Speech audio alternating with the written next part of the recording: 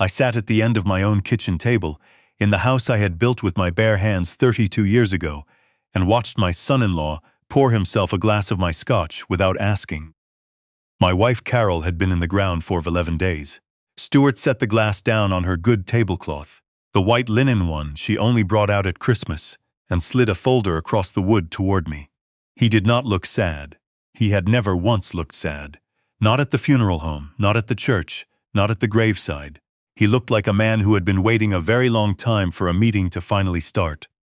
"This is just the sensible thing, Franklin," he said, settling back into my chair. "You are 67 years old. You just lost Carol. Pemberton Tile is a complicated operation, and right now, without her steadying influence, the board is nervous. We think it is best if you step back from daily operations and let Ryan take the wheel for a while." Ryan, my son-in-law's 26-year-old brother, a man who had never laid a single tile in his life, who spent his summers playing golf at a club his parents paid for, who once asked me what a lien was. I looked at the folder. I looked at Stuart. I looked across the table at my daughter Vanessa, who was sitting with her hands folded in her lap and her eyes fixed somewhere on the wall behind me, and I felt something cold settle into the center of my chest. "I appreciate your concern," I said. "I will read through this." Stuart smiled. It was the smile of a man who had already decided the conversation was over. He had no idea it had not yet begun. "But before I tell you what was in that folder, and what I found when I started looking into my own company's books, I want to hear where you are watching from. Drop your city in the comments below. And if you have ever had someone try to take what you spent your whole life building, hit that like button and subscribe to Wise Dad Stories. You are not alone. To understand how I ended up sitting in my own kitchen feeling like a stranger in my own home, I need to take you back 18 months, to the spring before everything fell apart. Carol was not well. She had been hiding it from me for longer than I knew, the way she hid everything she thought would worry me. Tucking it quietly into a drawer, smiling over breakfast, asking about the Danforth Avenue project before I had my second cup of coffee. When she finally told me, we were sitting on the back porch watching the neighbor's dog dig up the garden next door, and she said it the way she said everything that mattered. Plainly, without drama, looking straight at me. Pancreatic cancer. Stage 3. I remember the dog stopped digging. I remember Carol reached over and put her hand on mine and said, "Now don't make that face. We have work to do." We had been married 41 years. I met her at a job site in Hamilton when I was 25 years old, a kid with a second-hand work truck and a business license I had paid for with money I borrowed from my uncle. She was doing administrative work for a supplier. She handed me an invoice and told me I had underpaid by $60. I said I had not. She showed me the math. I was wrong. I asked her to dinner. She said yes. We built Pemberton Tile from nothing. Not from a wealthy family or a bank that believed in us, or a mentor who opened doors. From a 10-year-old truck, a storage unit in Stony Creek, and Carol keeping the books on a second-hand desk in our spare bedroom while I drove the 401 at 5 in the morning to make deliveries. By the time our daughter Vanessa was born, we had 4 employees. By the time she started school, we had 14. When she brought Stuart home for the first time, Pemberton Tile had 42 employees, contracts across southern Ontario, and a reputation Carol and I had spent 2 decades protecting with our full names. I did not like Stuart the first time I met him. That is not something I say with pleasure. I wanted to like him. Vanessa loved him, and Vanessa had never been foolish about people. But there was something in the way he looked at the house. Not with admiration, the way a young man might look at his girlfriend's family home and feel a little intimidated, but with calculation. Like he was pricing things. I told Carol. She said I was being a suspicious old man. She was probably right about the suspicious part. They married 4 years ago. I paid for the wedding. It was a beautiful day at a vineyard in Niagara-on-the-Lake. Carol wore a pale blue dress and cried when Vanessa walked down the aisle. I kept it together until the father-daughter dance, and then I did not. Stuart joined the company the following year. Vanessa asked me to give him a chance. I gave him a chance. He was smart, organized, charming with clients. He moved through the office like a man who understood instinctively where power lived in a room. I told myself that was an asset. I told myself a lot of things. When Carol got sick, I took my attention off the company. That is the honest truth of it. I sat beside her in oncology waiting rooms and held her hand through the treatments that made her so tired she could barely lift a cup of tea. I drove her to her sister's in Burlington when she needed a change of air. I sat on the edge of the bed at 2 a.m, listening to her breathe. The company ran. The invoices went out. The contracts were signed. I trusted the people I had hired. I trusted my son-in-law. I should have been paying closer attention. But I was watching my wife disappear, and I did not have attention left for anything else. Carol died on a Tuesday morning in November. She asked me to open the blinds so she could see the yard. The maple by the back fence had already lost most of its leaves, but there were a few left, bright orange against the gray sky. She watched them for a while. Then she closed her eyes. 11 days later, Stuart slid that folder across my kitchen table. I did not sleep much after they left. I sat in the kitchen for a long time, with the folder open in front of me, reading the Emergency Management Transition Agreement. Stuart wanted me to sign.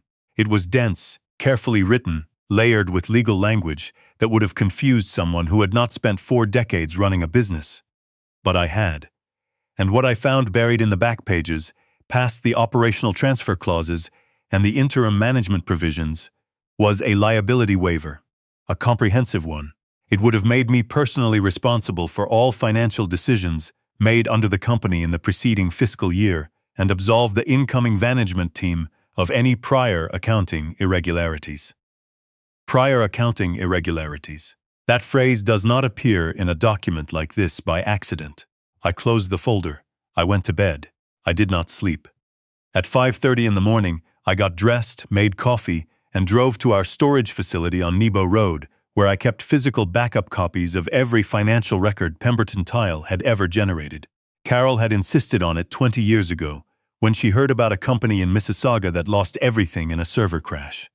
"Paper doesn't crash," she said. So we printed everything, every year, and kept it in fireproof boxes that smelled like dust and ink and 30 years of our lives. I spent 3 hours in that storage unit with a flashlight and a legal pad, pulling quarterly ledgers and cross-referencing line items. By 9 o'clock, I had found 47 invoices I did not recognize. They were not large on their own. That was the elegant part of it. 11,000 here, 14,000 there. Payments to vendors I had never heard of for services in language vague enough to mean anything.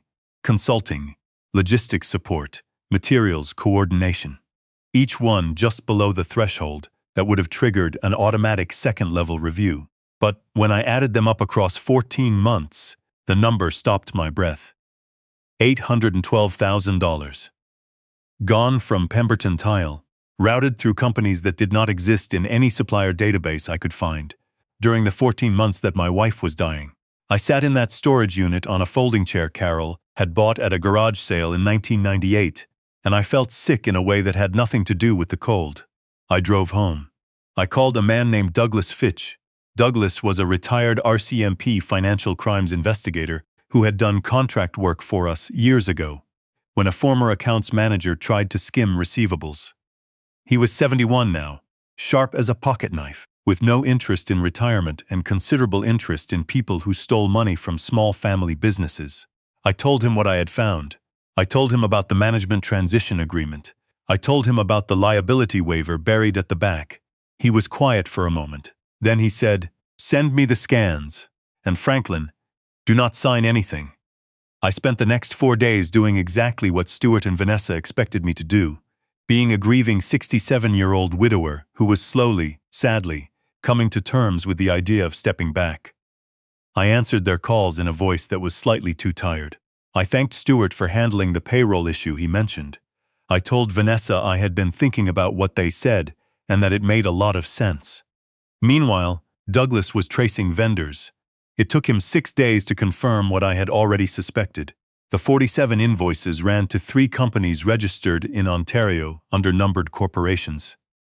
The beneficial owner of all 3, the name that appeared when you traced of the paper all the way back through the filings, was a man named Conrad Hale. Conrad was the comptroller at a mid-sized construction supply company in Burlington. He had no known connection to Pemberton Tile. He had no contract with us. He had never once walked through our front door. But he had gone to Lakehead University with Stewart. They had been roommates for 2 years. Douglas laid the photographs on his desk when I came to see him. Conrad and Stewart at a Blue Jays game 3 months ago. Conrad and Stewart at a restaurant in Oakville 6 weeks before. That, time-stamped, publicly verifiable. Not business meetings, not coincidences. The easy, familiar posture of two men who had known each other a long time and trusted each other with things they would not put in writing. I sat in Douglas's office, looking at the photographs, and I thought about Vanessa. She was my daughter. She had her mother's eyes and her mother's laugh, and the same stubborn habit of tucking her chin down when she was thinking hard about something. I had held her when she was 4 hours old. I had watched her fall off her first bicycle. I had stood beside her at Carol's grave 11 days ago and felt her hand find mine in the dark of the worst morning of my life. I needed to know whether she knew. I drove to their house in Dundas that evening. I brought a container of soup, because that is what you do. Because that is what neighbors and cousins and old friends had been bringing us for 2 weeks. And it was the correct cover for an unexpected visit. Stewart opened the door, surprised but not alarmed. Vanessa came down the stairs in socked feet, her hair loose, looking tired. They brought me into the kitchen. I made myself stay for 45 minutes. I talked about the company, vaguely and warmly, the way a man might talk who was beginning to accept his own irrelevance. I watched Stewart. I watched Vanessa. Stewart was relaxed, easy, pouring himself a drink. Vanessa was quieter than usual, which I had attributed to grief. But when Stewart went down the hall to take a phone call, Vanessa leaned across the kitchen island and said, "Dad, are you actually okay? You don't have to pretend with me." I looked at my daughter's face. She looked worried about me, not about the company. Not about the transition agreement, about me. I said, "I'm working through it." She reached over and squeezed my hand. "Mom would want you to rest." I drove home. I sat in the kitchen with a cup of cold tea and a legal pad, and I wrote down everything I knew, and then I picked up the phone and called my lawyer. Sandra O'Cake had handled Pemberton Tile's legal affairs for 19 years.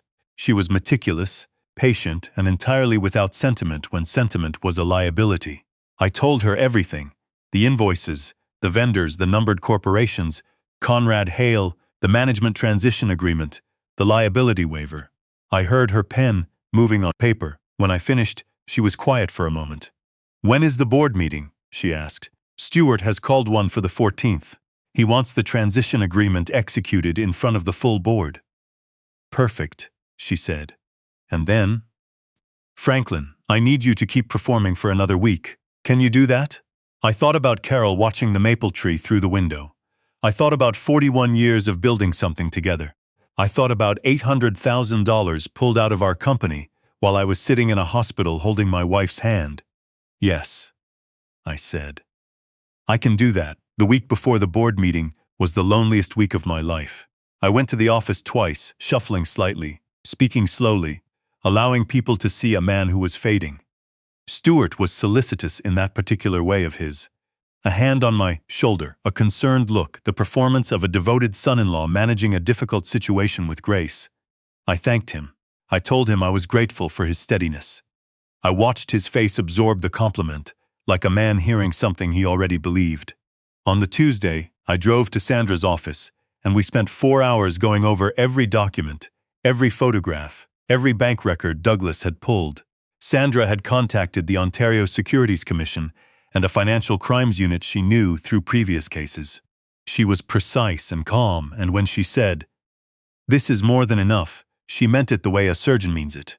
On the Wednesday, I drove to a large chain pharmacy on Barton Street, bought a sympathy card I did not need, and spent 11 minutes in the parking lot of Stewart and Vanessa's building, watching Stewart leave alone, walk 2 blocks, and get into Conrad Hale's car. They drove away together. I photographed the license plate and texted it to Douglas. That night, I sat in the living room in the dark for a long time. Carol's reading glasses were still on the side table. I picked them up and held them and let myself feel the full weight of everything for a few minutes. Then I set them down, went to bed, and slept better than I had in weeks. The morning of the 14th was clear and very cold, the kind of February morning that feels like Ontario has remembered what it actually is. I stood in front of the bathroom mirror in my good suit, the charcoal one I wore for important meetings, the one Carol always said made me look like I meant business. And I took my time with the tie. My hands were steady. I had been waiting a long time for a conversation to begin, and it was finally beginning. I arrived at the Pemberton Tile boardroom 15 minutes before anyone else. It was a room I had been walking into for 30 years, with a long oak table we had bought at an auction in Kitchener in 2004, and Carol's framed photograph of our first storefront on the wall beside the window. I sat at my usual place, at the head of the table, and I waited. Stuart arrived first, with Conrad Hale, which told me everything I needed to know about what kind of day Stuart thought this was going to be. Conrad was in his mid-40s, compact, with the smooth confidence of a man who had never been caught at anything. He looked at me the way people look at furniture. Stuart introduced him as a financial advisor he had brought in to speak to the board's questions about the transition. The rest of the board arrived. 4 people, longtime members, people who had watched Carol and me build this company from the early days. They were quiet and a little uncertain, the way people are when a company they care about is going through something difficult. Vanessa came in last. She sat down across from Stuart, caught my eye, and gave me a small, tight smile. She still looked like she was worried about me. Stuart opened the meeting with the practiced ease of a man who had rehearsed this. He talked about the changing landscape of the industry, about the importance of stable leadership during periods of transition, about the very natural and understandable strain I had been under. He was not unkind about it. He was worse than unkind. He was reasonable. He made it sound like the only sensible thing in the world was for me to hand my company to a 26-year-old named Ryan, while my son-in-law ran things from just behind his shoulder. He slid the management transition agreement down the table. There was a gold pen sitting on top of it. I looked at the pen. I looked at Stuart. I looked at Vanessa, who was watching me with her mother's worried eyes. I thought about the last board meeting Carol had attended, 18 months ago.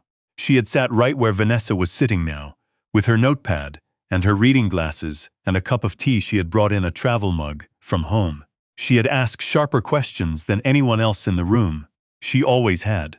I picked up the pen. I turned it once in my hands. Then I set it back down on top of the folder. "No," I said. The room went very still. Stuart started to speak. Something about the board's concerns. Something about acting in the company's best interest.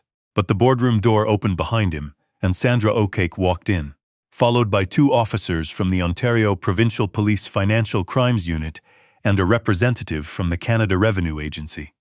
Sandra did not look at Stuart. She set her briefcase on the table, unclipped it, and placed a document in front of Conrad Hale. It was a seizure order covering 3 numbered companies registered in Ontario, with a provisional freeze on all associated accounts. Conrad looked at it. Something moved across his face that I can only describe as the expression of a man who has been very clever for a very long time, and has just realized he has not been as clever as he thought. Sandra spoke in her normal voice, which is the voice of someone who has no interest in drama and a great deal of interest in accuracy. She laid out, in precise and complete terms, the diversion of $812,000 from Pemberton Tile through companies with no legitimate business relationship to us, the beneficial ownership structure that traced directly to Conrad Hale, the timeline of the invoices against the timeline of Stuart's arrival in the company, and the management transition agreement's liability waiver, which she described as an attempt to retroactively assign financial culpability to the founding principle of the company. The board members were absolutely silent. Stuart had gone very still.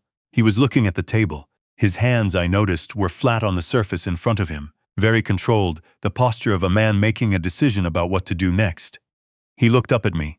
"Franklin," he said. His voice was almost the same. Almost.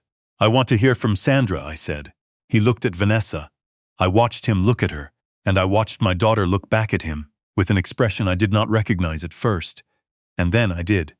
It was the expression of someone who had been carrying a question for a long time and had just heard the answer spoken aloud. "Stuart," she said, quietly, just his name. But her chin had gone down, the way it did when she was thinking hard about something. The way it had gone down when she was 7 years old, and figuring out a problem she was not going to let defeat her. Stewart made one more attempt. He straightened in his chair and said that he did not know how Conrad had structured those accounts, that he had brought him in good faith as a consultant, that this was clearly a misunderstanding that could be addressed outside of. "It is not a misunderstanding," Sandra said, without looking up from her documents, "and it will not be addressed outside of anything." Conrad had not said a single word. The OPP officer asked him to step outside with her. He stood up slowly, like a man whose legs had decided to be honest, even if the rest of him was still calculating. He left the room. He did not look at Stewart. The next 20 minutes were the most painful of the whole morning. Not because of Stewart. Stewart had made his choices, but because of Vanessa. She asked to speak to me alone after the board members filed out, and the investigators moved to the conference room down the hall. We sat at the oak table in the emptied boardroom, and she did not look like someone who had known. She looked like someone who was trying to understand something that did not have a shape she recognized yet. "Did you know?" I asked her. Gently, because she was my daughter and I needed to know, and gently because the answer either way was going to cost her something. She pressed her hands flat on the table. "I knew something wasn't right," she said. "I felt it. But I convinced myself I was imagining it because—" She stopped. "Because I wanted to believe in him. Because Mom had just died. Because I didn't want one more thing to be falling apart." I put my hand over hers. "That's not the same thing as knowing," I said. She cried then. The way you cry when you are not trying to cry, when it just arrives on its own, because there is no more room to hold it. I did not tell her it was going to be fine, because I did not know yet if it was. I told her she was her mother's daughter, which she is, which is the highest thing I know how to say. Stewart did not go quietly, as it turned out. He hired a defense attorney in Toronto, a sharp one, and spent several months trying to frame the invoices as a misunderstanding in vendor categorization, and Conrad as a rogue actor he had trusted too completely. He was not successful. Conrad, facing the heavier charge, agreed to cooperate with investigators in exchange for a reduced sentence. The documentation he provided filled in every gap in the timeline. Stewart was charged with fraud over $5,000 and breach of fiduciary duty, both serious offenses under Canadian law. He was convicted 11 months after the board meeting and sentenced to 3 years in a federal facility, with a restitution order for the full $812,000. Vanessa filed for divorce before the sentencing. I did not tell her to. She arrived at that on her own, in her own time, in the way that she has always arrived at hard things. Steadily, with her chin down, not asking anyone to carry it for her. The recovery of the company was not simple or fast.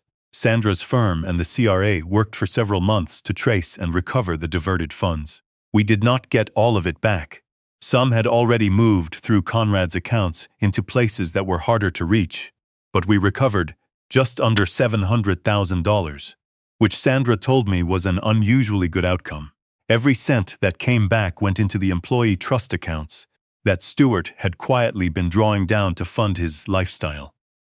I stood in the Pemberton Tile lunchroom on the day I told the staff, with 34 people looking at me, some of them people who had been with us for 20 years. I told them what had happened. I told them what had been recovered. I told them that no one was losing their job, and no one's pension had been permanently damaged. A woman named Patricia, who had been our office manager since Vanessa was in grade school, started clapping. That was not something I had anticipated, and it undid me slightly, in a good way. I promoted Thomas Keller, our operations director, to acting CEO. Thomas had been with us for 14 years and had never once done anything that gave me reason to doubt him, which is a kind of loyalty that I had learned, too late, not to take for granted. I had one more thing to do. On a Thursday morning in late April, when the ice was finally off the Great Lakes and the air coming off the water smelled like the beginning of something, I drove to Vanessa's apartment in Hamilton.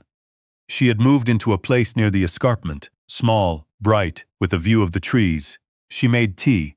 We sat in her kitchen, and she looked better than she had in months, thinner, tired around the eyes, but present in a way she had not been for a long time.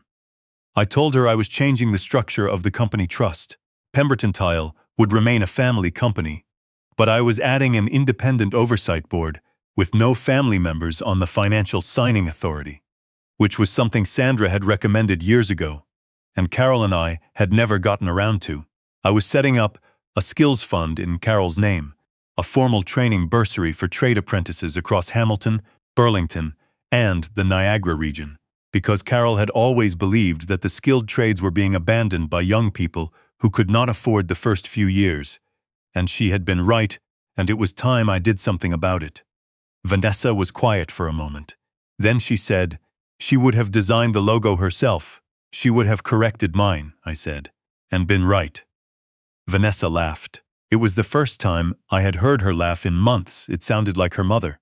I drove home along the Mountain Brow Road, with the escarpment falling away on my right, and the whole of the lower city spread out toward the lake, gray and silver, and enormous in the way that Lake Ontario is enormous when you stop rushing past it.